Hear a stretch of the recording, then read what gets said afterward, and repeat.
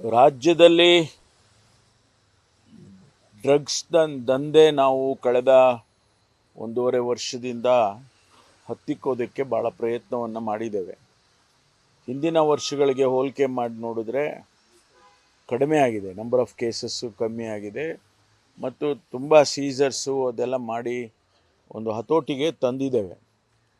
ಆದರೆ ನಮಗೆ ಆತಂಕ ಇರತಕ್ಕಂಥದ್ದು ಈ ಮೆಡಿಕಲ್ ಶಾಪ್ಗಳಲ್ಲಿ ಸಿಂಥೆಟಿಕ್ ಡ್ರಗ್ಸ್ ಅಂತೇಳಿ ಟ್ಯಾಬ್ಲೆಟ್ಸ್ಗಳು, ಪೇಯ್ನ್ ಕಿಲ್ಲರ್ಸು ಬೇರೆ ಬೇರೆ ಕಂಪನಿಯವರು ಫಾರ್ಮಸ್ಯೂಟಿಕಲ್ ಕಂಪನಿಯವರು ಮ್ಯಾನುಫ್ಯಾಕ್ಚರ್ ಮಾಡ್ತಾರೆ. ಅದು ಈಗ ಈಸಿಯಾಗಿ ಸಿಗ್ತಾ ಇದೆ ಅಂಥೇಳಿ ಒಂದಿಷ್ಟು ಮಾಹಿತಿಗಳು ಬಂದಿದೆ. ಅದನ್ನು ಕೂಡ ಯಾವ ರೀತಿ ರೆಗ್ಯುಲೇಟ್ ಮಾಡಬೇಕು ಅಥವಾ ಕಂಟ್ರೋಲ್ ಮಾಡಬೇಕು ಅನ್ನೋದ್ರ ಬಗ್ಗೆ ಇವತ್ತು ಒಂದು ಸಭೆ ಕರೆದಿದೆ, ಮುಖ್ಯಮಂತ್ರಿಗಳು ಕರೆದಿದ್ದಾರೆ. ಅದಕ್ಕೆ ಇವತ್ತು 11 ಗಂಟೆಗೆ ಒಂದು ಸಭೆ ಇದೆ. ಯಾವ ರೀತಿ ಡ್ರಗ್ ಕಂಟ್ರೋಲರ್ಸ್ಗಳಿಗೆ ಹೇಳಬೇಕಾಗತ್ತೆ ಅಥವಾ ಇದು ಕಾನೂನೇ ಬೇರೆ ಆಗಿಬಿಡುತ್ತೆ ಇದಕ್ಕೆ.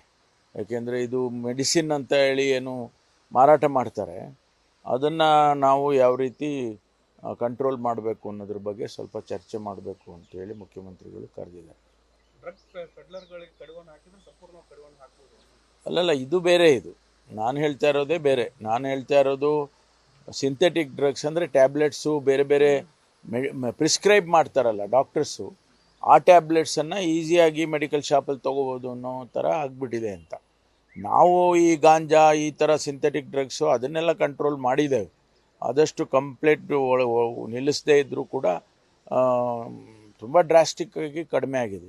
ನಮಗೆ ಕೇಸಸ್ ನೋಡಿದರೆ ಕೂಡ ಗೊತ್ತಾಗ್ತದೆ ಭಾಳ ಕಡಿಮೆ ಆಗಿದೆ. ಆದರೂ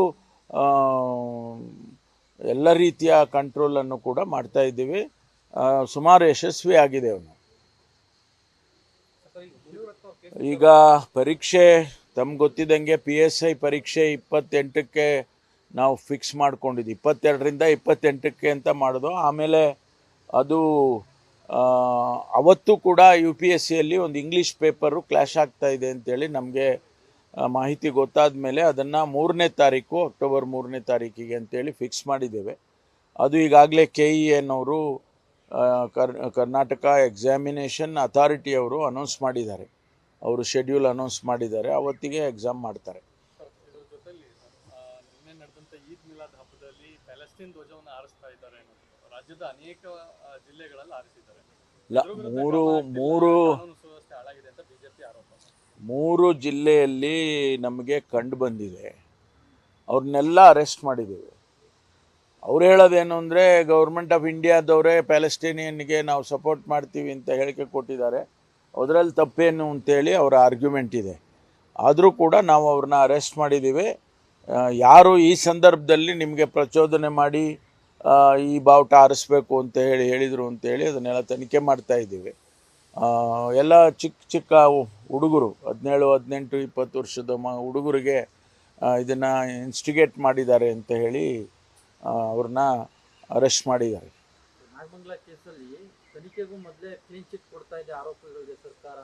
ಇಲ್ವಲ್ಲ, ನಾವು ಯಾರು ಎಲ್ಲಿ ನೋಡಿ, ಅದೆಲ್ಲ ಸುಮ್ಮನೆ ಬೇಕು. ಅವರು ಇದನ್ನೇ ಒಂದು ದೊಡ್ಡ ಇಶ್ಯೂ ಮಾಡೋದಕ್ಕೆ ಮಾತಾಡ್ತಾ ಇರ್ತಾರೆ ಯಾವಾಗಲೂ. ನಾವು ಕಾನೂನು ಪ್ರಕಾರ ಏನು ಕ್ರಮ ತಗೋಬೇಕು ಅದನ್ನೆಲ್ಲವನ್ನು ಕೂಡ ಮುಲಾಜಿಲ್ಲದೆ ತಗೊಂಡಿದ್ದೀವಿ. ಇನ್ನೂ ಕೂಡ ತನಿಖೆ ಏನು ಮಾಡ್ತಾ ಇದ್ದಾರೆ, ಆ ತನಿಖೆಯಲ್ಲೇನು ವಿಚಾರಗಳು ಬರುತ್ತೆ ಅದರ ಆಧಾರದ ಮೇಲೆ ಇನ್ನೂ ಮುಂದಕ್ಕೆ ಏನು ಕ್ರಮ ತಗೋಬೇಕೋ ತಗೊಳ್ತೀವಿ.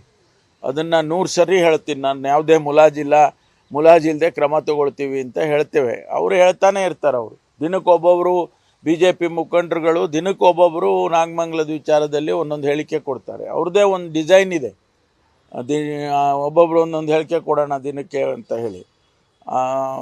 ನಾವು ಏನು ಕಾನೂನು ಪ್ರಕಾರ ತಗೋಬೇಕೋ ತಗೊಳ್ತೀವಿ.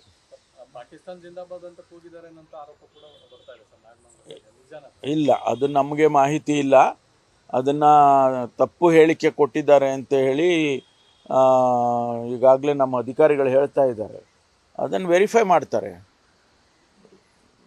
ಮುನಿರತ್ನ ಅವರ ವಿಚಾರದಲ್ಲಿ ತ್ವರಿತಗತವಾಗಿ ಸರ್ಕಾರ ಕ್ರಮ ತೆಗೆದುಕೊಳ್ಳುತ್ತೆ, ಚೆನ್ನಾರೆಡ್ಡಿ ಮೇಲೆ ಯಾಕೆ ತೆಗೆದುಕೊಳ್ಳುತ್ತಿಲ್ಲ ಅನ್ನೋ ಆರೋಪ ಬಿಜೆಪಿ ಮಾಡ್ತಾರೆ. ಯಾರು ನಾವು ಅವ್ರ ಮೇಲೂ ಕ್ರಮ ತಗೊಳ್ತೀವಿ. ಯಾರನ್ನು ನಾವೇನು ರಕ್ಷಣೆ ಮಾಡೋದೇನು ಇಲ್ವಲ್ಲ, ಅದಕ್ಕೆಲ್ಲ ಮಾಹಿತಿಗಳು ಬೇಡವಾ? ಏಕಾಏಕಿ ಬಂಧನ ಮಾಡಿದ್ರು. ಅವರು ಏಕಾಏಕಿ ಏನು ಬಂಧನ ಮಾಡಿಲ್ಲ. ಅವರು ಕಂಪ್ಲೇಂಟ್ ಮಾಡಿದ್ರು. ಕಂಪ್ಲೇಂಟ್ ಮಾಡಿ ಅವರು ಯಾರು ಆ ವಿಡಿಯೋಗ್ರಾಫಿ ಏನು ಕೊಟ್ಟಿದ್ರು ಅದರ ಆಧಾರದ ಮೇಲೆ ಮಾಡಿದ್ದಾರೆ. ಈಗ ಅದನ್ನೆಲ್ಲ FSLಗೆ ಅವರು ವಾಯ್ಸ್ ಇದನ್ನು ತೊಗೊಂಡಿದ್ದಾರೆ. ಈಗ FSLಗೆ ಕಳಿಸಿದ್ದಾರೆ. ಅದು ಬಂದರೆ ಮ್ಯಾಚ್ ಆದರೆ ಕ್ರಮ ಮುಂದುವರಿಯುತ್ತೆ. ರಾಜ್ಯಾದ್ಯಂತ ಗಣೇಶೋತ್ಸವಗಳಲ್ಲಿ ಅಹಿತಕರ ಘಟನೆ ಆಗಿರೋ ರೀತಿ ಏನು ಕ್ರಮ ತಗೊಂಡಿದೆ? ನೋಡಿ, ಕಳೆದ ವರ್ಷ ಗಣೇಶನ ಹಬ್ಬ ಆಯಿತು. ಯಾವುದೋ ಒಂದು ಘಟನೆ ನಮಗೆ ಸಣ್ಣ ಪುಟ್ಟದ್ದು ಆಗಿರುತ್ತೆ, ಇಲ್ಲ ಅಂತ ನಾನೇನು ಪೂರ್ತಿ ಸಂಪೂರ್ಣ ಡಿನೇ ಮಾಡೋಕ್ಕೆ ಹೋಗಲ್ಲ. ಆದರೆ ಮೇಜರ್ ಇನ್ಸಿಡೆಂಟ್ಸ್ಗಳು ಎಲ್ಲೂ ಆಗಲಿಲ್ಲ ಅನ್ನೋದು ಕಳೆದ ವರ್ಷವೂ ಕೂಡ. ಈ ವರ್ಷವೂ ಅಷ್ಟೇ. ಈ ನಾಗಮಂಗಲದ ಇನ್ಸಿಡೆಂಟು ಹೊರತುಪಡಿಸಿದರೆ ಸಣ್ಣ ಪುಟ್ಟ ಘಟನೆಗಳು ಅಲ್ಲಿ ಇಲ್ಲಿ ಒಂದಿಷ್ಟು ಆಗಿರ್ಬೋದು. ಆದರೆ ಹೆಚ್ಚು ಕಮ್ಯುನಲ್ ವೈಲೆನ್ಸ್ ಮಾದರಿ ಯಾವುದನ್ನು ಆಗೋಕ್ಕೆ ನಾವು ಬಿಟ್ಟಿಲ್ಲ.